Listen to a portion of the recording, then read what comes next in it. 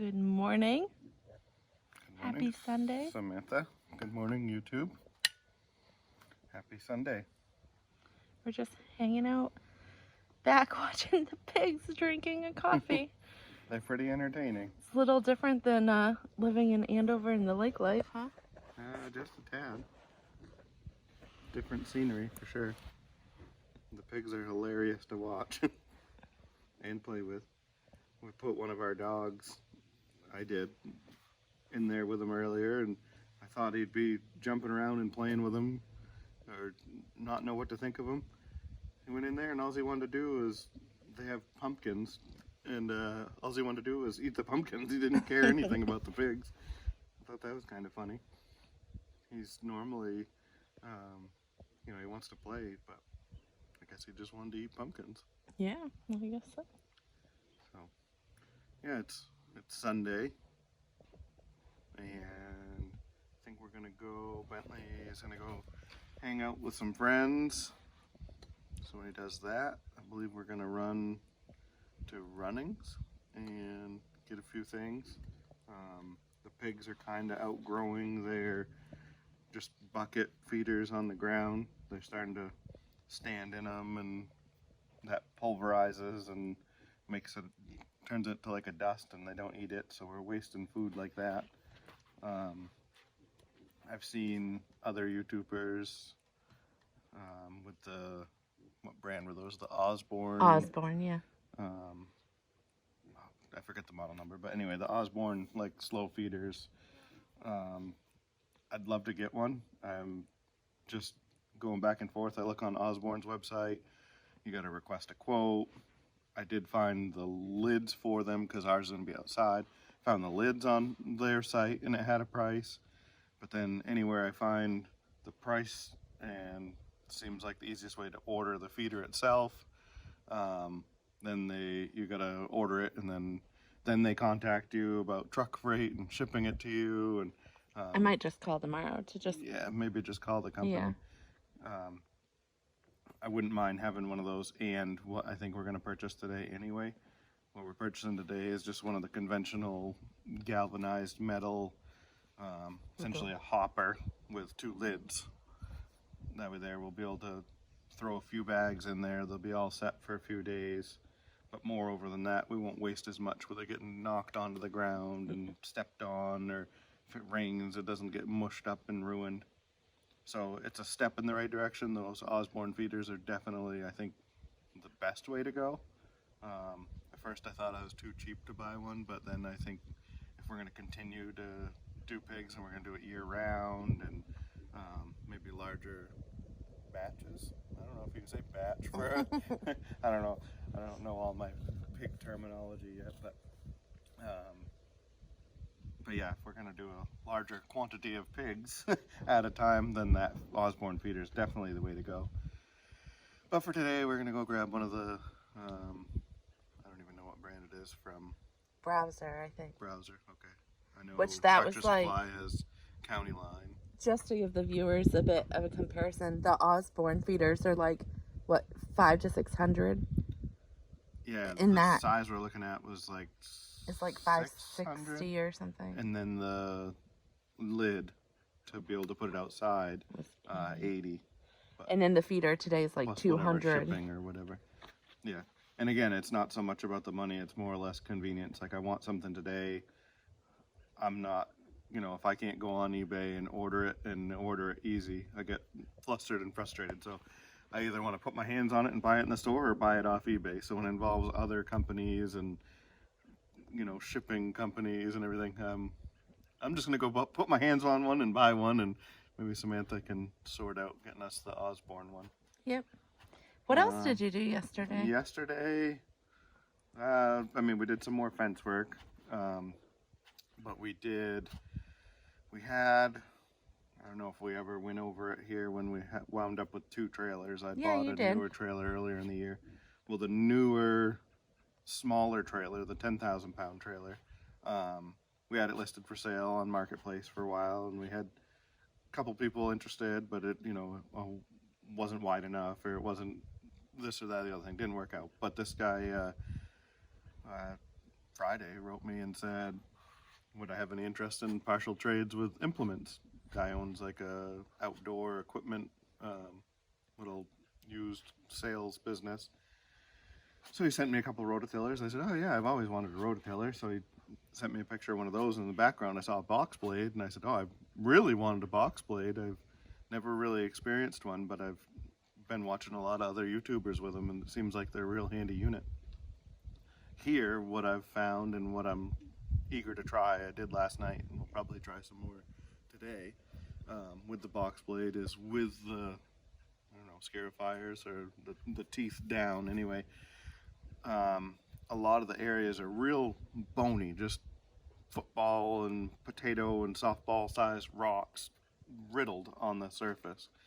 And so to dig in with my little tractor and try to bring a grade down or, level something out, it's real hard to dig in because you kind of get a full bucket and then you hit a rock and then you got to peel the rock out. And so what I found with the box blade, even in the first 10 minutes of trying it yesterday, was with those scarifiers down, I can drag the ground a few times and it peels all those rocks out, and then I'll be able to turn right around and scoop it with the bucket, and then in turn put it in a pile, use our little grizzly screener from my father-in-law that you haven't seen yet, or if you have, you haven't seen me try yet.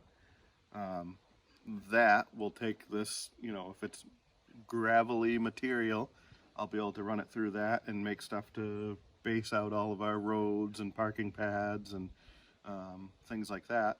And then if it's loamy topsoil material, I'll be able to use it in the pastures and lawns for shimming. So that little unit's going to be pretty neat, the grizzly screener setup.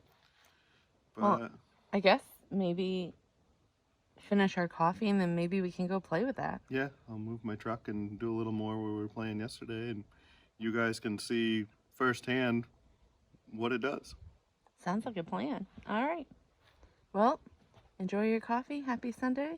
We'll see you And let's go play with a box blade. Is that what it's called? Box blade, yes. Okay. For some reason I thought you said bob splitter. And What? and I said, what in the heck is a bob splitter? Oh, goodness. Wood splitter? I don't know. Maybe you should drink that coffee before we officially start the day. All right. Stay tuned.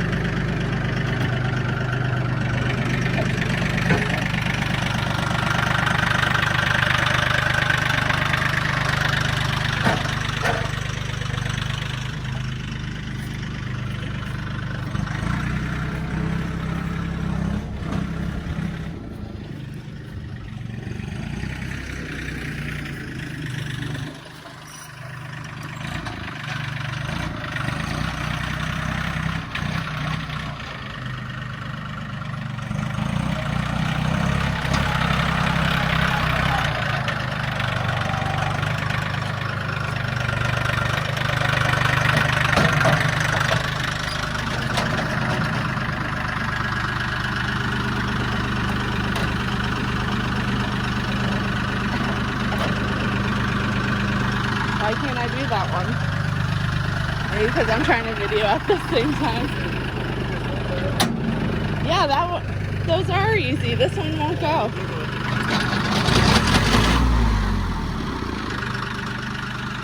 Try it again.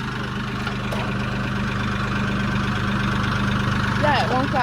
Maybe it needs your muscles.